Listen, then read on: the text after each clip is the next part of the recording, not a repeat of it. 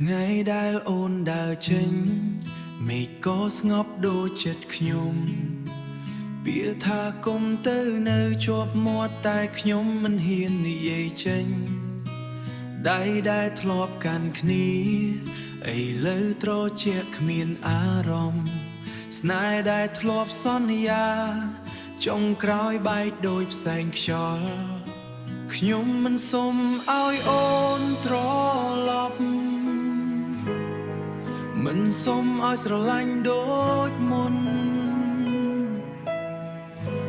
តែសុំត្រឹមអនុស្សាវរីយ៍មួយឲ្យខ្ញុំទុករស់ជាមួយសូម្បីក្តីនឹកមួយអូនក៏មិនទុកឲ្យខ្ញុំដើរចេញទាំងបេះដូងខ្ញុំនៅហៅឈ្មោះអូនរយប់មនុស្សដែលស្រឡាញ់អូនបំផុតថ្ងៃនេះខ្លាចជាមនុស្សឯកាចង់ឲ្យអូនដឹងថាខ្ញុំនៅតែនឹកអូនដដែលខ្ញុំនៅកន្លែងចាស់ស្ដាប់បទដែលអូនធ្លាប់ចូលចិត្ត Coffee shop មួយនោះនៅមានរូបអូនក្នុង memory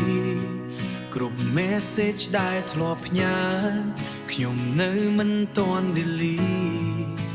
ព្រោះខ្លាចថ្ងៃណាមួយខ្ញុំភ្លេចសំឡេងអូនមិនបានបើថ្ងៃណាអូនឯកាបើថ្ងៃណាអូនឯកាហើយនឹកឃើញអតីតកាលសូមដឹងថាមានមនុស្សម្នាក់នៅស្រឡាញ់អូនមិនប្រែសូមបីស្នាមស្នេហ៍តូចមួយអូន